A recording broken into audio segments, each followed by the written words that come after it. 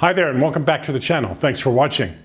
It's been a while since I posted a video on an airplane build. I think last year at this time, the summer of 23, I did a build series and review on the Pilot RC Predator 2.2 meter jet. And that was my first jet. And I found it an interesting education experience for myself, and I hope the videos were helpful to anybody who was also building that jet. This summer, I'm going to be taking on a brand new jet in the marketplace. It's from Boomerang RC Jets. They're well known. They've been in business for a long time. And they just came out with a couple of new jets, and one of them here that we're looking at is the Atom. The Atom's about a 2.1 meter jet. It's built to fly anywhere between a 120 and a 160 motor, turbine.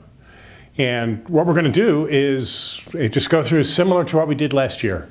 We'll take a look at the airplane components. I'll talk a little bit about what I see in terms of the engineering, the build quality. I'll talk about things that I like, things that I would hope to be better in future iterations.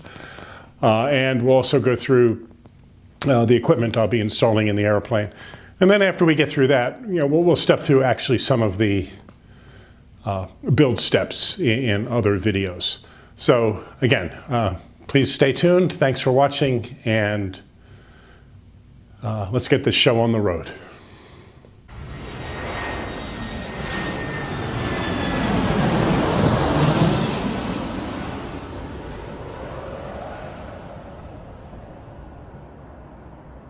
So the first thing we're going to take a look at is the fuselage. And I will tell you, the packaging was wonderful. The fuselage was not bubble wrapped. It was tightly wrapped in a cellophane shrink wrap kind of wrapping, and then well secured within the foam cradles inside the box. And those foam cradles also secured all of the other major components: the wings, the stab halves, the vertical fin and rudder, and the thrust tube. So as far as the packaging is concerned, I was pretty impressed, and I didn't think anything was going to be moving during shipping.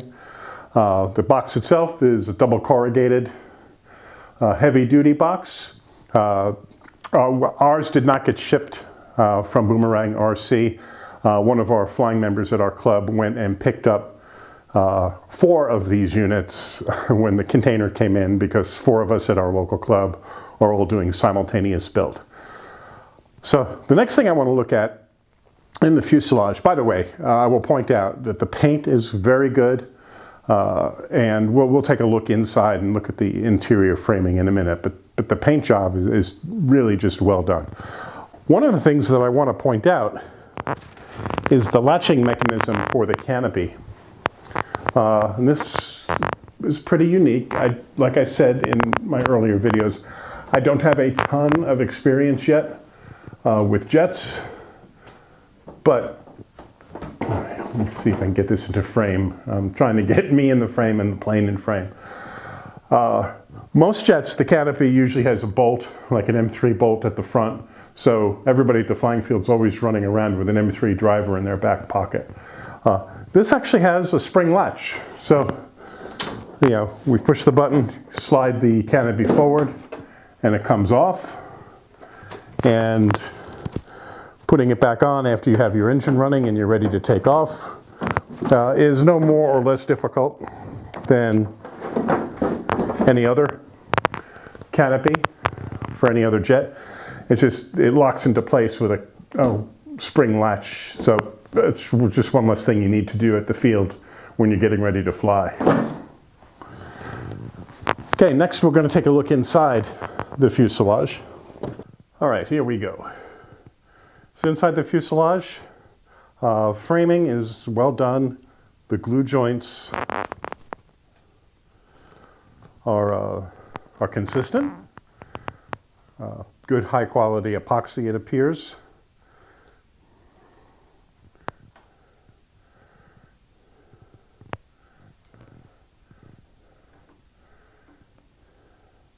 A couple of interesting features to point out. See if I can get in here. This clamp right here It's where the forward anti-rotation pin of the wing slides into place, and the wing securing mechanism is a tightening of that clamp by running a M2 driver up through the hole in the bottom of the fuselage, which I think we can see. And that's the clamp in there. That's the securing mechanism. So no screws that go through the tube, no screws that go through the side of the fuselage. It's just a clamp. And if you'd asked me before I opened this kit if I would be excited about that, I would have said no. But after watching the prototypes fly, everything seems to be sticking together just fine. Turbine rail, standard fare. One of the things I'll point out is in how the tail feathers attach. I won't get more into this as we get into the build. But if you notice, instead of a hole that runs through the fuse where you slide the tube through, these tubes for the vertical fin and the horizontal stabs are permanently glued in place, and then the tail feathers actually slide onto these tubes. So the outer tube is actually in the flying surface. And again, those are secured with a very similar clamping mechanism, and I'll show you that in more detail as we get into the build.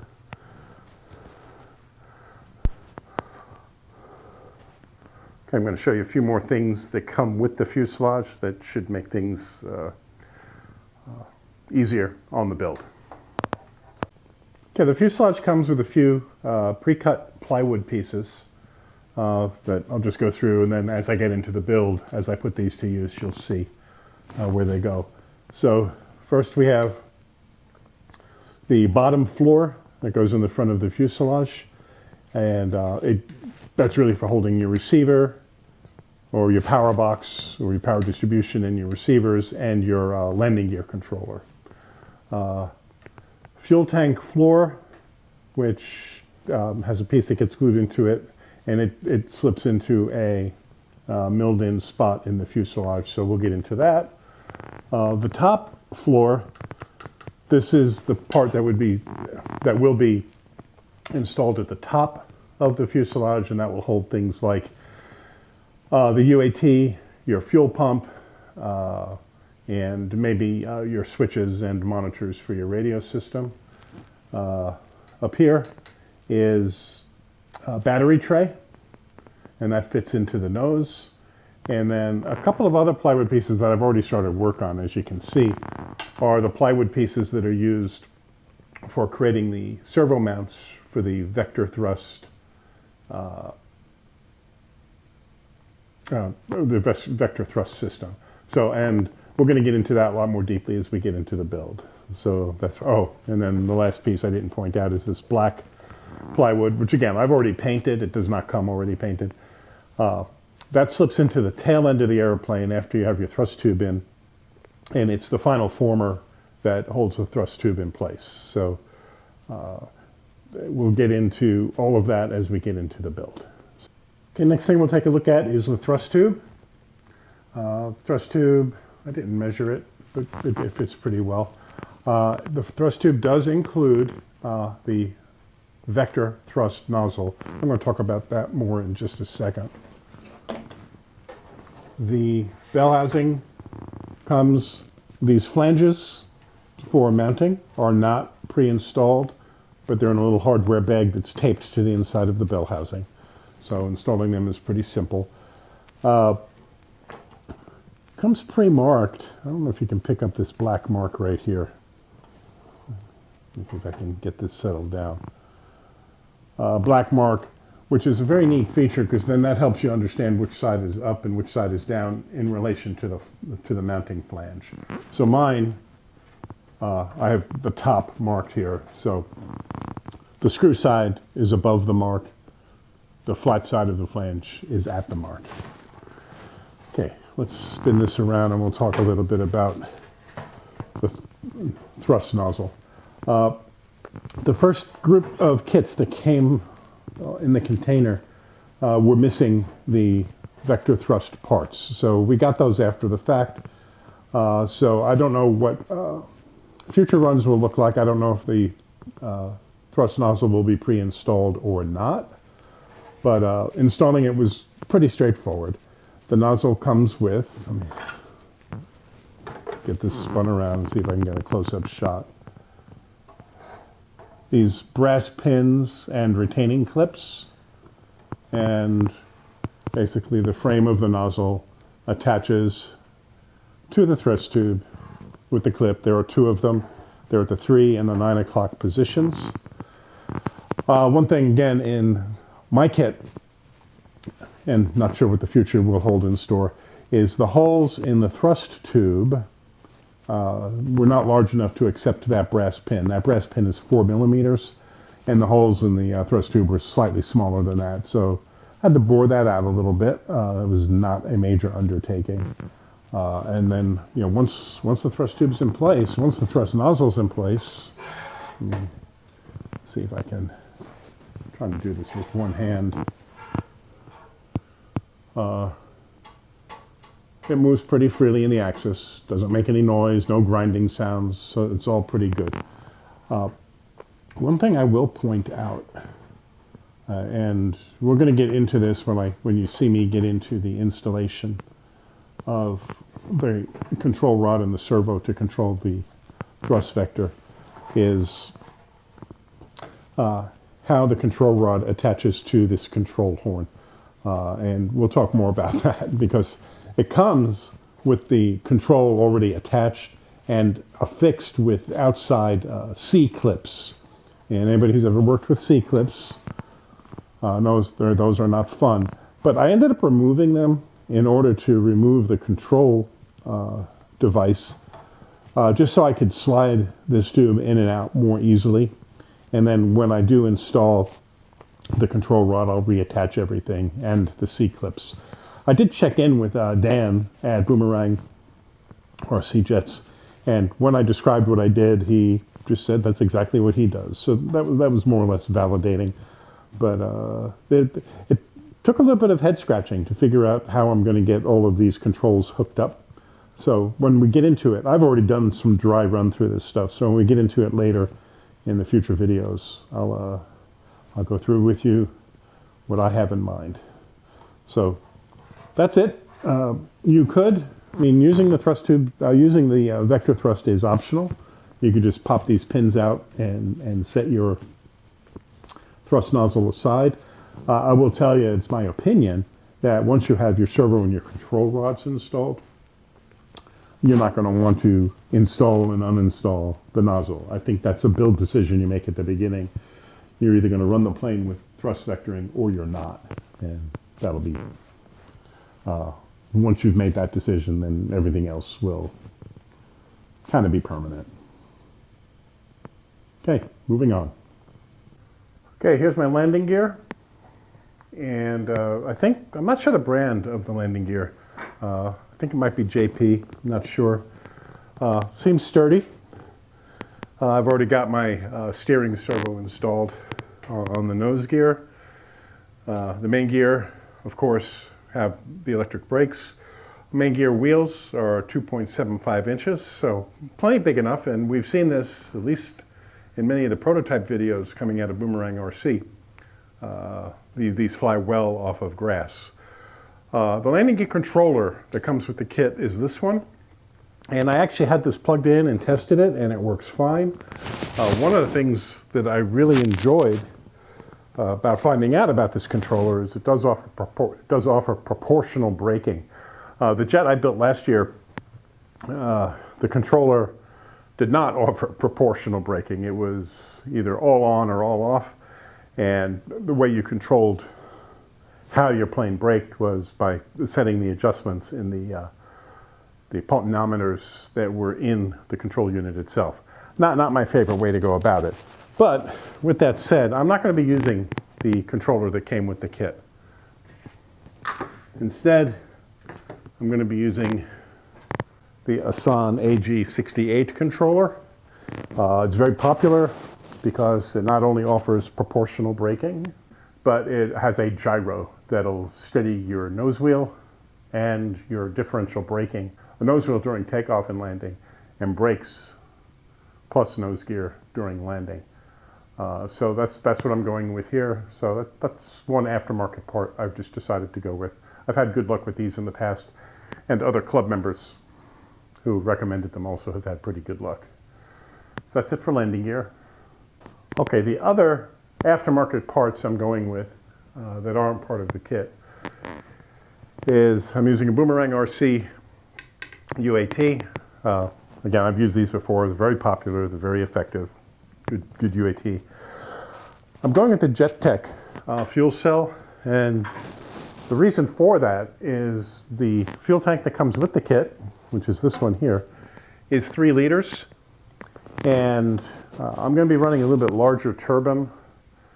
In the range of turbine on the spec sheet for the airplane says anywhere between 100 and 160 newtons, and I'm going to be flying a Swewin 170 in this airplane. So I wanted the extra fuel, so I'm going with the Jet Tech, which will give me 4 liters of fuel. During the build videos, though, I will follow the build guide and complete the fuel tank, just so you can see how that's done.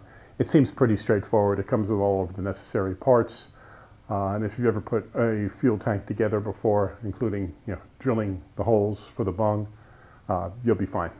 But I'm going to do that anyway, just to make this build series as complete as possible. Okay, so we're looking at one of the stabilizer halves now. Well done. Paint is good. Live hinge is good. Let me see if I can keep this in frame. Control horn is installed. One of the things I wanted to show you, if you can see deep in the pocket, you can see a little metal clamp. There it is. Underneath the pocket that's around the reception tube. And you can see there's a hole here that intuitively you'd think a screw would go, but a screw doesn't go. A M2 driver goes up in there and engages the bolt that tightens that clamp. And that is how the flying surfaces are secured. And there are 2 clamps. There's the one I was able to show you, and then there's one that's really invisible inside. So construction is good. It's a pocket hinge. It's a pocket servo that goes in there, standard fare. The stab uses a mini servo, not a standard size servo. And another neat feature, I think, is I don't know if you can make out the notch up here, but it gives you a good open clearance for burying your servo wire so it doesn't get all tangled up inside there. So I've got good design, plenty of movement for achieving the control surface deflection specs. I think elevator is either 10 or 13 millimeters. Either way, it's plenty of flexibility in that hinge. We'll move on now to the vertical fin and the rudder. Okay, vertical fin and rudder. Very similar design to the stab halves. Pocket servo. Pocket servo goes in here. Underneath, we can actually get a better look at that clamping device, I think.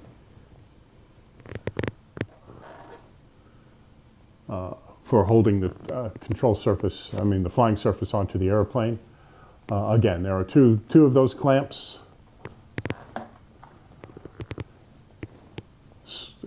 Screw 1, screw 2 right next to each other, and it's one clamp held in by 2 screws.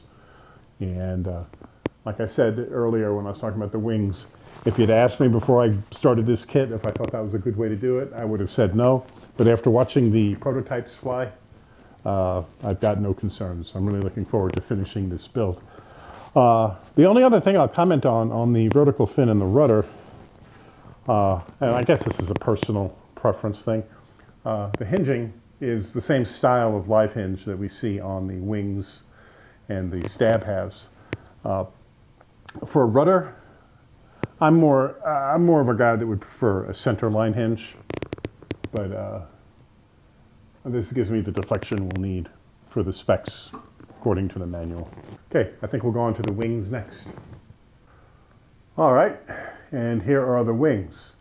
You'll notice I've already completed one of the wings with servo for aileron, servo for flap, and landing gear installed, and the control wires run out to a 4-servo connector over here. It's pretty straightforward. I did not run into any issues. When I do the other wing, I will video that operation. I won't really call it an issue, but it did take a little head scratching to figure out how to route the wires for the brakes, the landing gear, aileron, and flap, and bring them out to a central point, because right around this wheel well, there's very little room, and there's really only one way to route the wires. So it took some trial and error to kind of run the stake in there to find out where the path was, but it was pretty straightforward after that. The live hinges on the aileron are like they are on the tail feather, on the stabs. The skin hinge is at the top, and of course, because it's an aileron, it moves in both directions. The flap, the live hinge is on the skin hinges on the bottom, and what's a cool feature, I think, is as the flap comes up to top, it has a clear stopping point. It won't go beyond what you consider up flap. So a couple of things that really make that useful is when you're doing your final alignment of your flying surfaces, you'll know where top is both at the flap and at the wingtip, so you can get your aileron completely lined up in the radio. So like I said, when I do the left wing, I'll walk you through that whole process. One thing I just noticed as I was looking at these wings side by side, I'll see if I can point those out to you, is for the wing that I've already done, the forward anti-rotation pin is metal, and the rear anti-rotation pin is a carbon fiber. On the other wing, they seem to both be made of metal. I don't think that's an issue. I just find it an interesting observation. They're not identical in that way. But we'll see when we actually get it plugged into the airplane. I've trial fit the right wing. I have not yet trial fitted the left wing. So maybe I'll do that after I get done with this video. With the initial order of planes on the first factory run, Boomerang RC, if you pre-ordered the airplane, included in the purchase price these very nice airframe covers. It includes a cover for the fuselage, a bag for both wings, and then covers for the stabilizer halves and the vertical fin. Really nice. I mean, the bags are heavily quilted and flannel lined, and I don't know what Boomerang RC plans to do in future shipments of their airplanes, whether they'll continue to include these in the price of the plane or not. I know they'll be available for purchase, but if you haven't gotten your order in on the Atom yet, and they still have some in stock that will include these bags, you should give it a look. Taking a look at the other equipment we'll be installing in this airplane, we're going to be powering it with a Swewin 170 turbine. I've had good luck with Swewins, so no reason to change horses. Servos, I use a servo brand called Pro Modeler. Those are the DS630s, those are the DS405s, those are the minis, these are the standard. I've had very good luck with them. They don't sell through retail channels, they sell direct. ProModelerServos.com. I would highly encourage you to go take a look. They've got some great marketing material on their website that really does a nice comparison of their servos to other similarly priced and similarly capable servos in terms of torque, speed, and just quality of build, etc. I've had extremely good luck with these over the years. And finally, we'll be controlling the airplane with Powerbox. Powerbox core transmitter and power distribution system will be a Mercury SR2, and it'll be supported by 2 receivers, a PBR9D and a PBR2060. Both of those receivers, by the way, have 2 receivers in them, not just 2 antennas, but 2 actual receivers. So we do have a total of 4 receivers going into the airplane. And there's the plane with all of the major components, at least dry fit. So next video, we ought to be able to start into the build process. Well, that wraps up our first video in the series, which was our first impression of the Boomerang RC Jets Atom. So far, so good. Very impressed with everything I've seen. I'm looking forward to getting into the build. So stay tuned for future videos as we get into the actual construction steps. Thanks again for watching, and we'll see you next time. Bye.